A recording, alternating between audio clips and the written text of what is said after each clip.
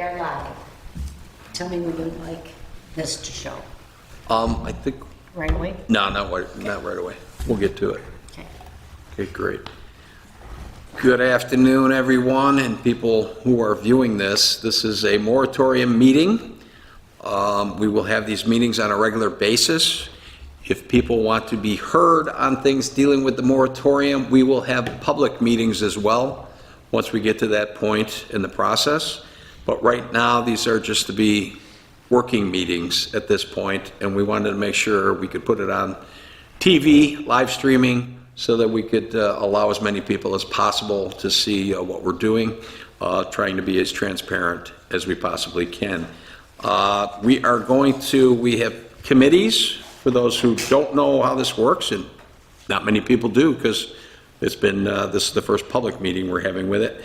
We took the moratorium committee, which is made up of 3 of the town board members, which would be Adam Dickman, Dawn Schroeder, and Mark Burkhardt, and we divided it up into subcommittees. And the subcommittees that we have are zoning, county water and sewer lines, intersection study and traffic congestion, fire departments, police department, recreation, planning department, comprehensive plan. And we have had 2 meetings already, also just working meetings. And so what we're going to do is basically we're going to go around to the subcommittees as we go through here, and the people in those subcommittees will bring us up to speed where we are right now. If anybody also wants to, in the particular committees, just kind of summarize what we've already done at this point, again, for the people who are viewing this for the first time, feel free to do so. So I'm going to start with the zoning committee, and Matt, Tom, you want to bring us up to speed where we stand with the zoning committee? Yeah, Bob, do you want to set the microphone? Yes, please. Are these on? Yes. Yeah. So, very briefly, when you were bringing back the television, our zoning committee was meeting this morning in the anteroom behind you. We had several ideas, and one is, and I think you had commented on an email I sent you, we'd like to get your input on some direction with the zoning committee. There's an awful lot to it. Do we want to leave it where it is? How much do we want to alter, and how so? So it was a very good discussion. I don't remember if it was Cindy or Ed, but one of them brought up, does it make sense to also discuss with you and with the public expanding our committee? Perhaps we should have a developer on it, maybe somebody from the public. All different points of view are probably going to benefit the discussion. Okay. So we did that, and what we're hoping for, and I know you said next week is good for you for the comprehensive plan meeting. If you're available 1 hour earlier, we would perhaps do 2 meetings in a row, one for zoning, and bring these things to your attention, see what you think. Was that 10 and 11 o'clock? 10 and 11 next Thursday? Yeah, that's, yeah, you put that on the schedule, all right? Yeah, we're good. Okay. So we went over several different things, including how to address some of the applications that come in for zoning and site plan as they relate to zoning, and agreed to meet, quick turnaround, I think next Thursday, sometime next week, with an eye towards hopefully drafting some outside opinions. And that's basically where we're at. Ed has agreed to provide us with some large scale, not quite as big as our screens, but some large scale zoning maps so that we can mark them up and try and determine if what we have is adequate to what our goals are and expectations are from the comp plan. Okay. And did I miss anything as far as where we felt today? So there's your zoning. Okay. Thank you. All right. Dawn, Yes. I don't know if you heard everything I said in the beginning. We're going to go around through the different subcommittees.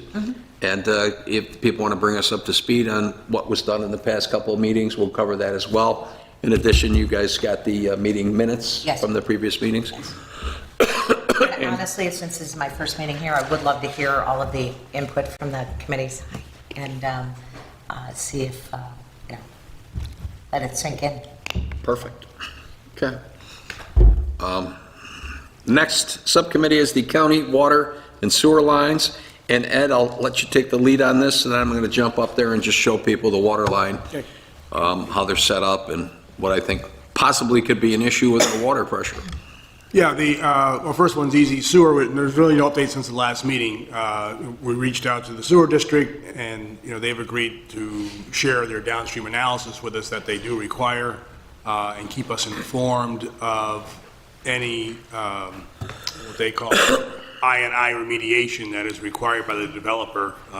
If they allow a developer to tie in, then the developer is required usually to go somewhere else in the system and make repairs.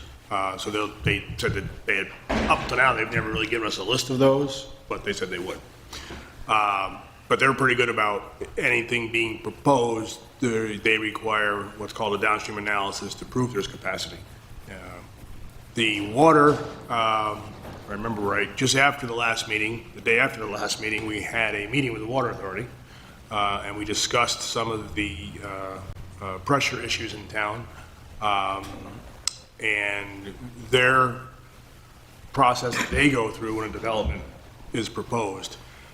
What they're in the midst of changing is they have developed a newer model for their entire system, and they are now going to require developers to input their proposed development into the model, not decided whether or not Water Authority will run the model or they'll give the model to the developer to run, either way.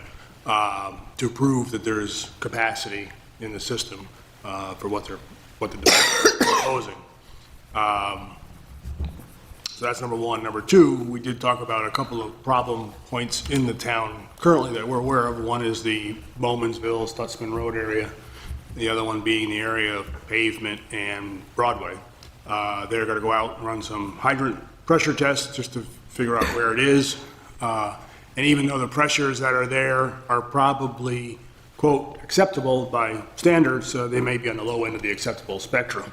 The map that they gave us is what is called the pressure zones in the town, color-coded. Coming in from the west, the blue lines are, they come off of a Go ahead. That's okay. The blue lines come in off of a system further to the west. The red lines, they come off of the Williamsville pump station, which is on William Street.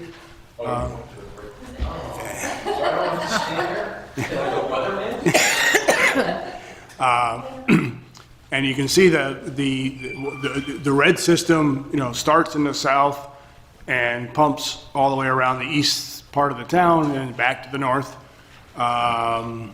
And, as you would expect, as you get the furthest distance from the origin of the system, the pressure is the least.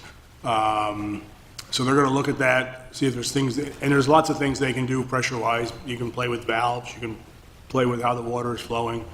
The area to the north up there where Bowmansville is, Stutzman area, you see that's blue, which means is at the end of the blue system coming in from the west. They've got some thoughts of maybe being able to change that of where it's getting its water from, which may change pressure. They'll determine that when they start taking some tests. The other issue is that, as you can see, the William Street pump station down on William Street, at William and Panora basically, feeds that whole south end of town, and then it flows north and it feeds a good chunk of the north end of town. The major north-south connection is Cemetery Road. And we have tried a couple of times for a grant to get that water line replaced. Not been successful. So we did ask the Water Authority for any more data they can give us to supplement the grant. They gave us a slew of leak history data just last week, which is good. And they've also now recommended that line be increased in size from 8-inch to 12-inch, which will obviously increase the volume of water coming up through there. And then what happens is that when it gets up to Walden, it goes back into an 8-inch line, which is fine from a physics perspective. If you're taking a large line into a small line, you're going to increase the pressure in the small line. Right. So that's what they're kind of trying to do. So we will, the plan is to again submit for that grant, which is due, I think, in May, maybe June, I forget. But we have a lot more data to bolster the application.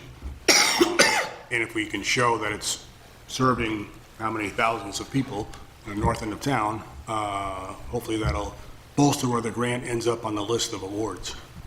So that's where the Water Authority is. They have no problem working with us on development as it comes in, showing that it can be done. They had no issue with our approach that if there's repair work to be done or line replacement required in the area of a new development, you know, having the developer participate in that repair work or replacement work, and, you know, move forward. Did I miss anything from that meeting? I think that was it. Yeah, no, that's the cover. Cindy, if you could point to down here where the pumping station is again. Yeah, down at Panora Street, yep. Yeah. Again, so we got one pumping station that's handling all these lines coming through here. And anecdotally, my perspective, the water pressure where I live up in this area here has definitely seemed to have decreased over the years, been there for going on 14 years right now. So they are going to look at all that. But again, you got that one pumping station down here taken care of. All these lines in brown coming all the way through here. And as I mentioned, Cemetery Road, not the right size pipe for there. We don't know the status of all these lines. We do know the Water Authority looks at different lines and recommends that we do certain projects during the year. But again, this is a long way to go with the water, and it comes back up here. And you've all heard the, again, issues that have happened on Pleasant View. It's also my understanding that they tried to fix this at one point and come straight across this area in here. But what happened is started bursting pipes and apparently backed off it. Yes. Fair to say. So again, we got to come up with, they're going to check everything for the pressures of it. And what's acceptable pressure isn't necessarily, what we'd like to see. Other towns have different water pressures. Some areas, Amherst, I think they have something like 75 PSI. PSI. Yeah, and if this stuff is like 35, 40, it may be acceptable for the test or whatever, but we need to know that and see if something can't be done to, come up with some more water pressure, especially, this is part of the moratorium, because if there's going to be more developments, that's one of the issues we have. We got to build up the water pressure somehow or other. They got to come up with a plan to do that. So that was what I took away from the meeting. By the way, I tried to sell them our water system here, Erie County, and they just absolutely refused to buy it. Like 3 times we tried to sell them, because again, they took over in these other areas here. But that's where we stand on that. That's all I got. And what's the purple? One to the east. Yeah. That's another pressure zone, comes off of pump station a little bit off the map. Comes in from the east. Where's the pump station for that? It's off more towards Akron. Okay, all right. Akron. Is there any hope of an additional pump station? Oh, I don't think so. They're pretty expensive. So these water towers serve what purpose? Storage. They're not for pressure, which is it's a little misleading sometimes. Because like there's a tower on Broadway, just past Pavement, I believe, or just past Schwartz. Yeah, sure. Okay, that's at the end of the line. That gets pumped from the Williamsville station. It fills that tank. So, but it's not. So the water flows from the pump station to the tank, not from the tank to the system.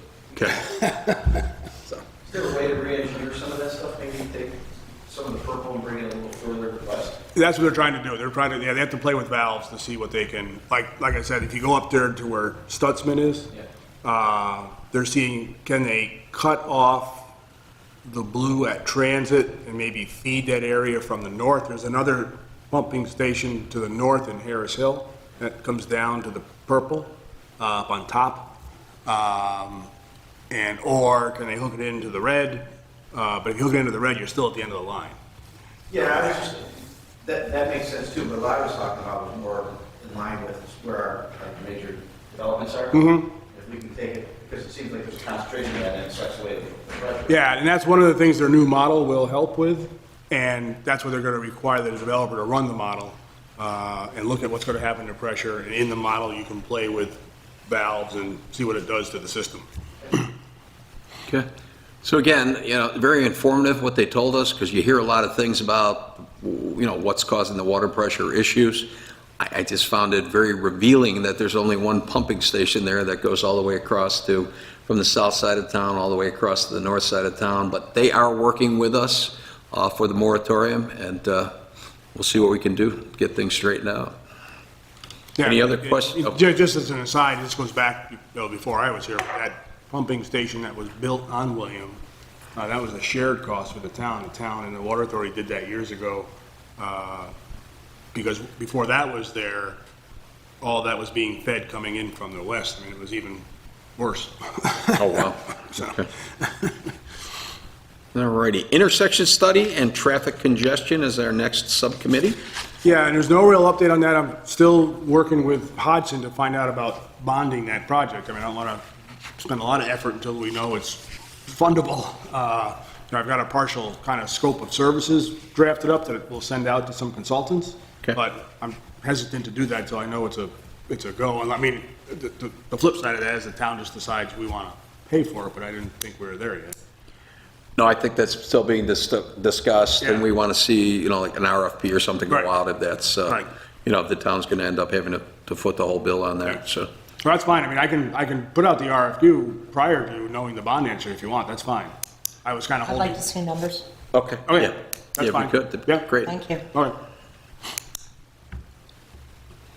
Okay, and again, as a summary for that subcommittee, if you could just, for the people just Yeah, seeing we're- this for the first time? Yeah, what we're trying to do is get a study conducted at critical intersections, probably 8, maybe 10, somewhere in that number. We'll have to sit down and identify them, and determine what is the current, what they call level of service, of how they operate.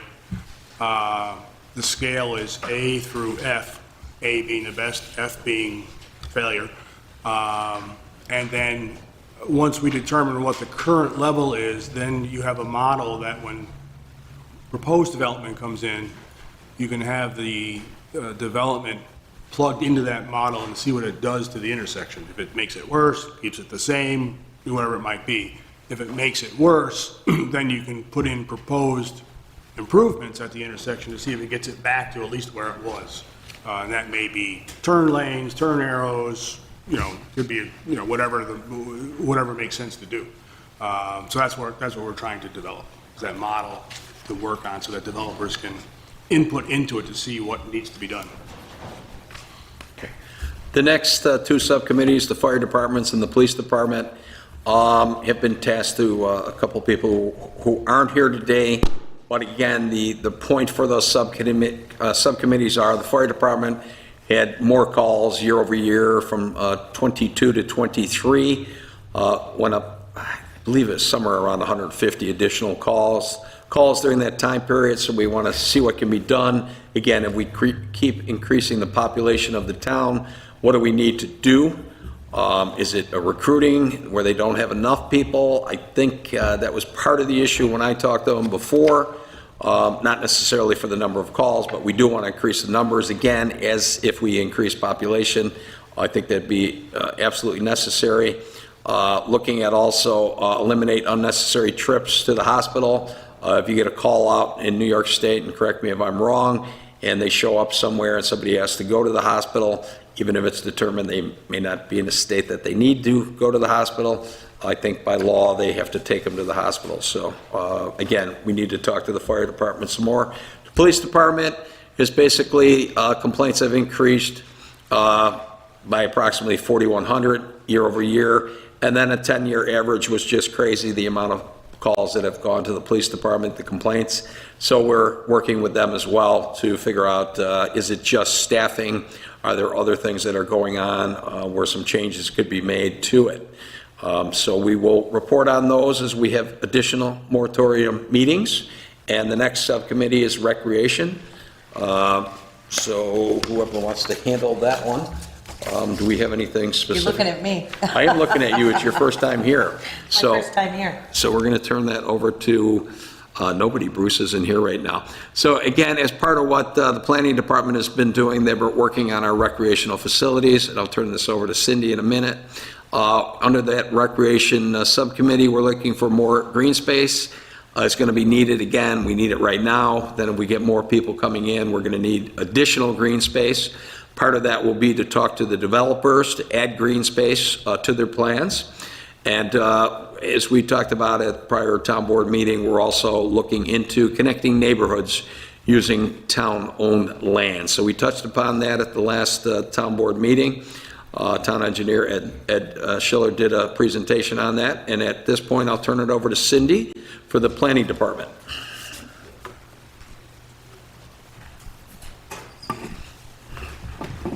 So we're very lucky to have Councilwoman Studley as one of our members, and then we do also have today in attendance Jill Monticelli, we have Carlo DiRenzo, we have Tom Fowler. So we have a large committee where we're able to do quite a bit of work, and we actually have kind of gone back a little bit from where we were at our first meeting. Eric Finbar, also our town assessor, has assisted us. And we went back to find out what is the suggested amount of recreational area that the town should be providing. Worked with Bob Giroux a bit, and the National Recreation and Parks Association has recommended a provision of 10.8 acres of recreational area per 1,000 residents. With a population of 45,000 residents, we should be at 486 acres of recreational area. We total currently about 244. We are able to add in Como Park. The town portion of Como Park is 190 acres. However, it's difficult to really add that into our scenario when we have no control over its use. We're able to sometimes use the tennis courts, but even those have been turned over to pickleball now, so not all of our activities that we once were holding there are currently being held there. So simply stated, we have some catching up to do. How do we do this? Our committee has already taken a look at some parcels of land in the town of Lancaster that could assist, and there are two parcels that are of great interest. The first one, actually, Councilmember Schroeder has been quite active with Bob Giroux on, and that's Deer Run Trail. Yes. So when they were looking at it, their intent, and correct me if I'm wrong, was the demand for recreational area to use for fields. Yes. So soccer and lacrosse are fields that take up approximately 2.5 acres for each field. We were short about 8 fields before we could be free and clear of needing use of the Lancaster Central School System fields. So that would be about 20 acres of land. The Deer Run Trail property is 42 acres of land. It is heavily treed, and of course the fields, they had asked if they could have lighting. Wetlands? So wetlands are in there. We actually have interesting discussion where we thought that there were changes to the current wetlands, and we do need some clarification on that. So when it was first being looked at by Councilmember Schroeder and Bob Giroux, that was the intent of their property. And they came up with this scenario where you had 7 large universal fields and then 3 smaller ones and parking space. Mm-hmm. Because of that wooded area and some of that wetland, the committee now took another look at it to see if we could, as we had found in our master plan, that we needed some of the green space. We wanted to preserve retention of environmental features and protection of wildlife. Yes. But the wonderful thing that goes along with this property is the adjoining property. And that is the Noronsky property, which is 30 acres, and together could be a 72-acre recreational area. These two parcels right now are surrounded by about 13 subdivisions, and would be very convenient for our residents in those subdivisions. Another bonus feature is the fact that Ed Schiller had identified this top area here, which is town property and could be a trail that he had spoken about last Monday, and could have a walking trail from Windsor Ridge just about consistently through to Transit Road. So those two parcels would be a great start to adding to our recreational area. You were just on Winter Street, I think. Is the parcel that's just on top? You said just on top of that parcel, right? Yep. Oh, did I highlight the wrong Yeah, I one? think you highlighted Winter Street. How about,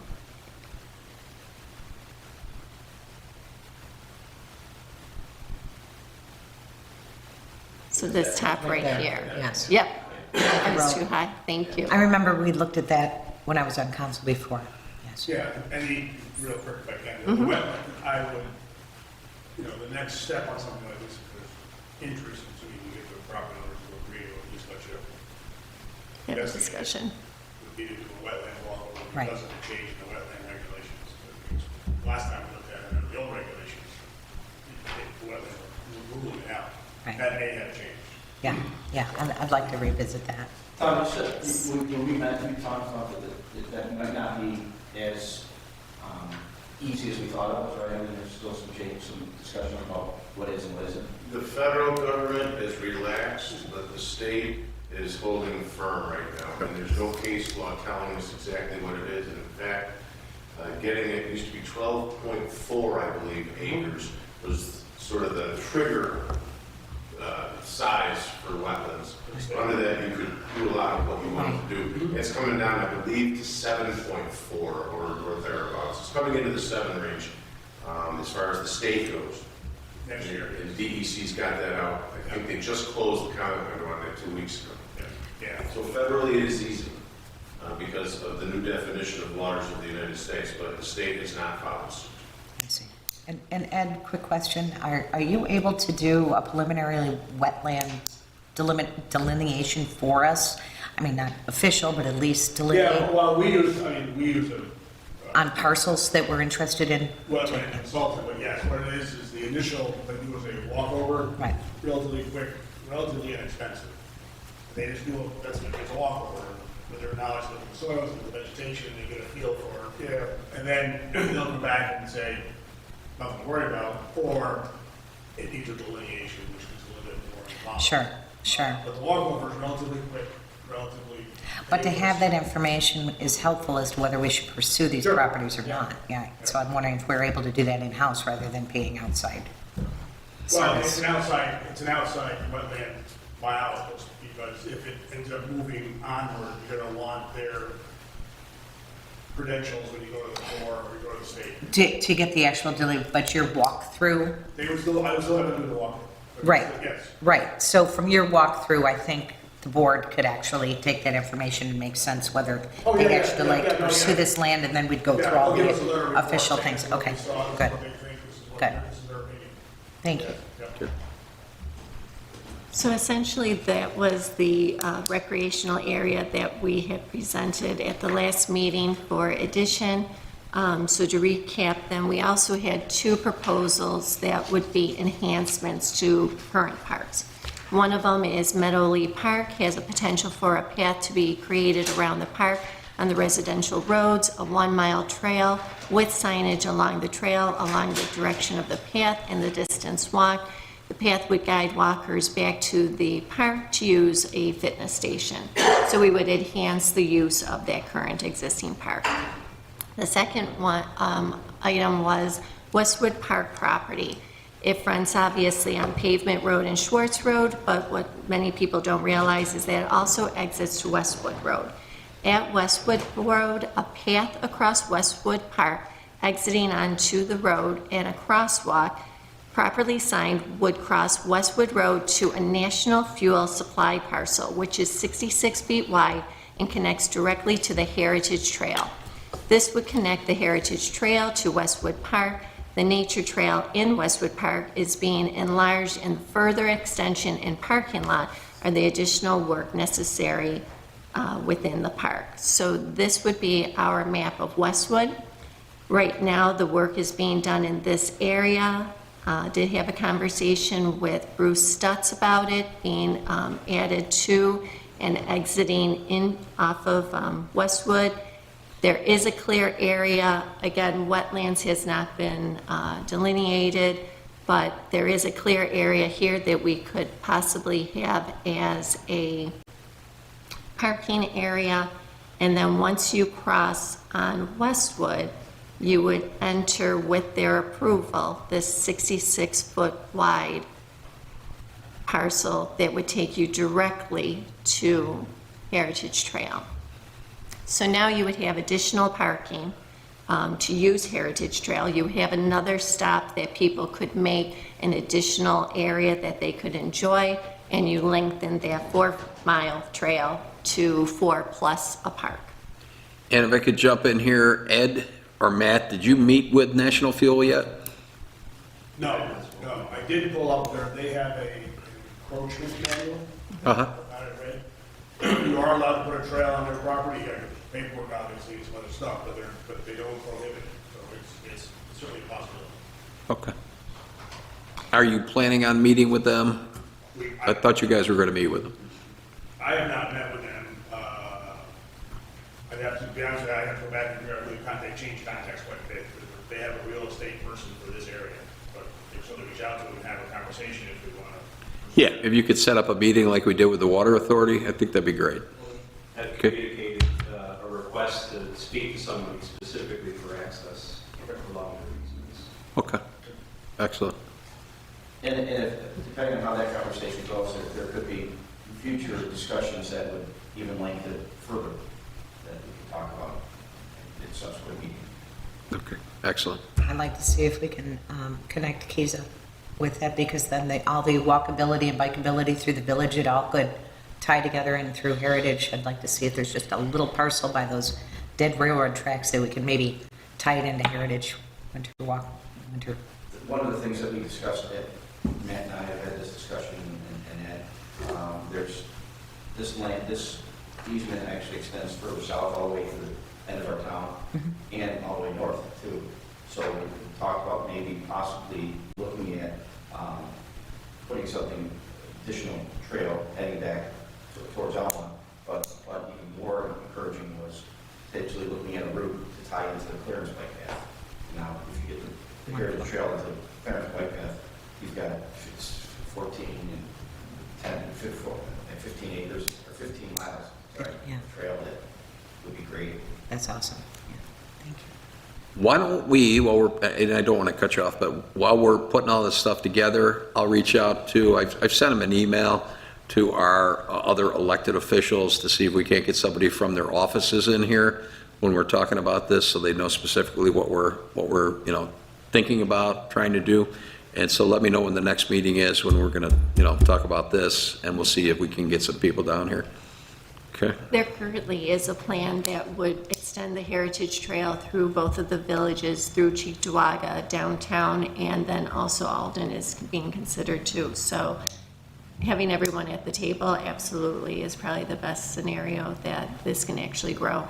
Okay. So we feel that these are great opportunities right now. Deer Run Trail, 558 Aurora Street, to create that 72-acre parcel for recreational area. And again, we wouldn't just be creating recreational area, we are then also creating and preserving our green space, preservation of an environmental feature, as well as protecting wildlife, and it's something new to the south portion of the town.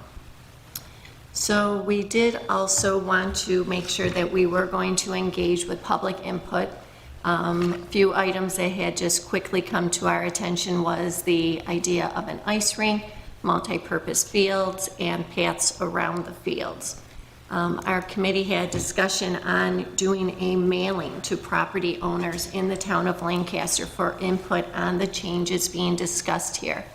Cost of mailing would have to be researched, information to be included in the mailing would have to be determined, Then we would need to know that we had a site large enough so that when the public did come for input, that we were able to hold those people.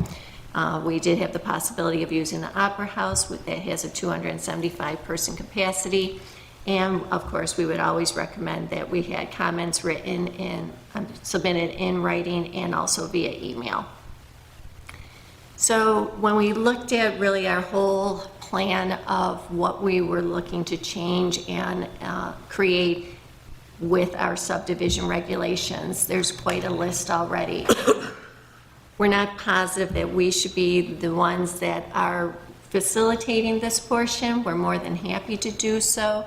But subdivision regulations, one of the items that Councilmember Studley was very passionate about were the speed bumps.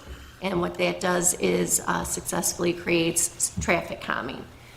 We had talked to Highway Superintendent John Pilato. He discussed the removal of the cul-de-sac islands.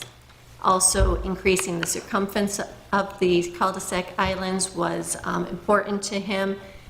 And then our ideas that would be incorporated into new subdivision regulations would be recreational areas provided, a path around and interconnectivity to other subdivisions, then creation of homeowner associations to maintain the recreational paths, areas, and stormwater management, address recreation fee, which is in the town code currently, but to compare that to land donation or even land donation with improvements in codes. Addressing landscaping, maintenance of the entrance islands to subdivisions, creation of landscape code, and the removal of maintenance for the entrance islands within subdivisions.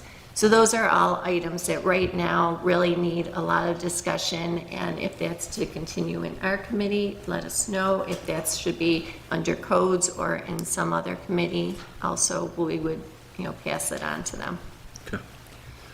Lastly, we had a follow-up just about neighborhood linkage, how we're going to get subdivisions connecting, how we're going to connect, say, even with this trail that passes between Lake Avenue and Aurora Street. There is a complete street map in our comprehensive plan that assists with that. Public transportation enhancements are also inside of our comprehensive plan. Chris Fahey and Nadine from the NFTA are great contacts that we can use for opportunities to assist with those two items. The DEC was also mentioned at our last meeting regarding the creek bed trail information.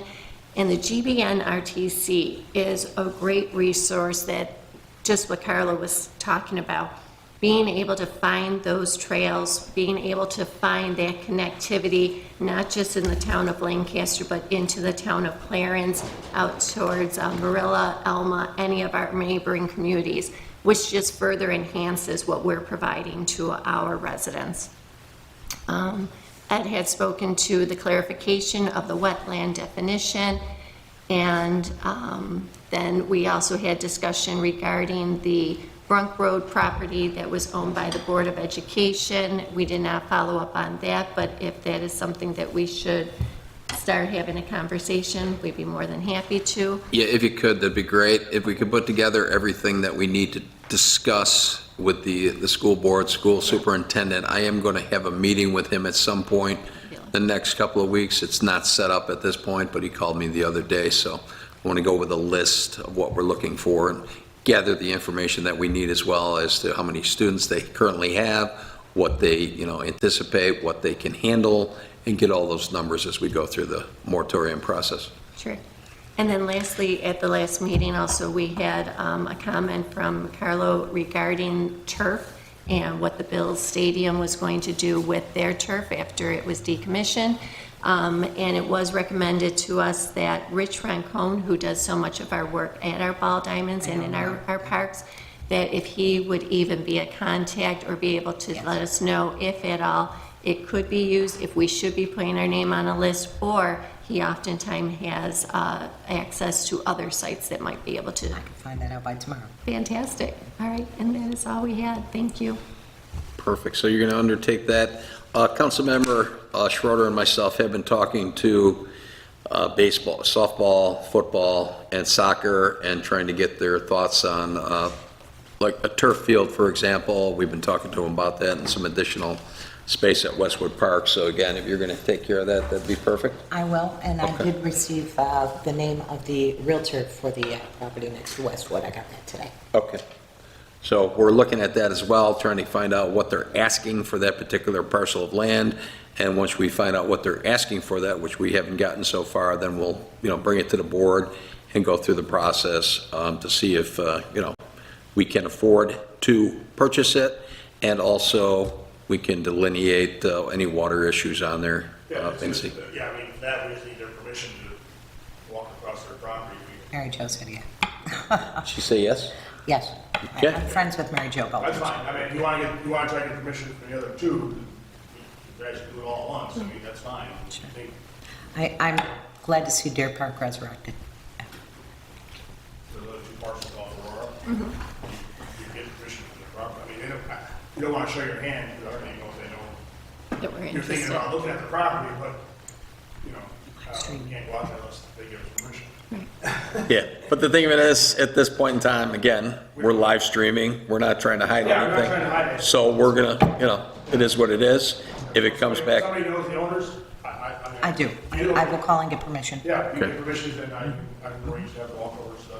yeah, and then it's a process, and again, if we're gonna bond it or that type of thing, that's all gotta be looked at, see if the town can afford it, so, again, yeah, so we can walk across all these lands, that's Yeah, great. walk over, just give us their opinion of what's there, what's useful, what's not useful. Okay, Bob, when we met with Bob Thoreau, we're actually not just looking at, we want to make sure that the fields are multi-purpose. I know we talked about football and baseball and soccer. Cross is another one that actually pops up too. So when we do our fields, we probably want to look at multi-purpose instead of just single sport. I'm a walker too, I want trails. Walker and biker, I want trails too, so. so the turf fields that we looked at, I mean, again, pictures, renderings, and that type of stuff that I've seen are generally multi-purpose, can be scoped out to be for lacrosse as well, and, it depends how you make them. So, yeah, I mean, it should incorporate as much as possible into turf fields if we go that way. Okay, and then buying the land, whatever, for normal grass fields, again, we can figure out what we can do there, and if Westwood's good for soccer fields, whatever, again, you gotta have additional parking and whatnot in there. But, yeah, take a look at all of it. Okay. The couple other subcommittees, Tom mentioned comprehensive plan, we're gonna start talking about that. Comprehensive plan is really dependent upon everything that we come up with the rest of this plan. And we have one from 2018 already for the town, which incorporates a lot. And then I'm personally looking at it that we're gonna go into that comprehensive plan after we figure out the zoning and all the rest of this. And then we're gonna add in there, we're gonna basically go through and add in there what we think it should be changed to and come up with a true comprehensive plan going forward as to what we're trying to do here in the town of Lancaster. And obviously, it's all part of the moratorium, because we got to control the development, overdevelopment, allow for people to come in a controlled manner. So the comprehensive plan will be forthcoming in the future, but we are talking about already. Matt Piccione sent us a copy of the old one, so it's readily changeable as we see fit. State and county people was part, what we had talked about before. Like I said, I've sent an email to our state and local, our state and county and federal partners to see if they can help us out in this process, and we'll get them to a couple of meetings. The schools, I mentioned, I'm going to be meeting with the superintendent of the schools, so I'll bring you back whatever information I can get out of that. But again, if you guys can put together a list for me to take over there as to what we're looking at, and hopefully they can help us out with some different areas. And does anybody got anything else at this point? Okay. Diane, anything? No, sir. Okay. When, so the next question is, when do we want to have the next meeting? Okay, any recommendations, or do you want to think about it and send out an email? I'm just thinking with the volume of stuff we need to to be looking at that maybe a week might be a little short, maybe 2, at the soonest 2 or 3. Okay. Only because with all that we're trying to get accomplished, I don't know that we can get it all done in a week. Sure. All right, so what we'll do is we'll figure out exactly when we can have the next one, when's most advantageous. Like to keep doing this is on Mondays at 4 o'clock, and we'll go from there with our moratorium Mondays in the future, all right? So we'll figure that out and get the word out to everybody. Thank you very much. Anything else anybody wants to state at this point? Hey Bob, did we ever consider like building a recreational building? I know Bob Giroux had talked about that for a while. I'm just asking. We had- Like for an indoor pools and. When I was back, when I was on the board before, Bob Giroux and I had toyed, but I had discussed with Dave Brown as far as bonding for same, and it would end up being a cost of around $25 to $30 per taxpayer to bond for same. And we were thinking of putting it out to a referendum. No, I believe that's something that should be put out to referendum in essence. It's a large animal. Go from there, Yeah. see what happens. All right, well, thank you very much. Oh, Mind if I report Sure. the committee here only because this was a recently completed meeting this morning. We were invited, along with the town of Clarence, to the New Era quarry at Worley Drive. And they went through a scenario of how they're monitoring the activities there with response to their blasting and how they record the seismic activity in response to that blasting. So I've left some information there. They're going to contact us to speak to the zoning committee to help with identifying the progression of the quarry and where the direction is heading so that we can better target the zoning districts around that quarry, just to prevent those conflicts. Very It good. was probably about an hour and a half, and that's probably why I missed that meeting this morning at 11 o'clock. I didn't get back here till almost noon. And you're going to follow up with them? I'll follow up with that, and if necessary, we can have representatives from the quarry and/or their monitoring company make presentation to the committee. Okay. Just to get better insight, so there's good information to hand out to residents and businesses that are immediately affected. Oh, yeah, I think that'd be huge, I mean, to have them, so. Thank you. Agree with that, thank you. Anything else? Okay, thanks a lot. We'll figure out the next meeting.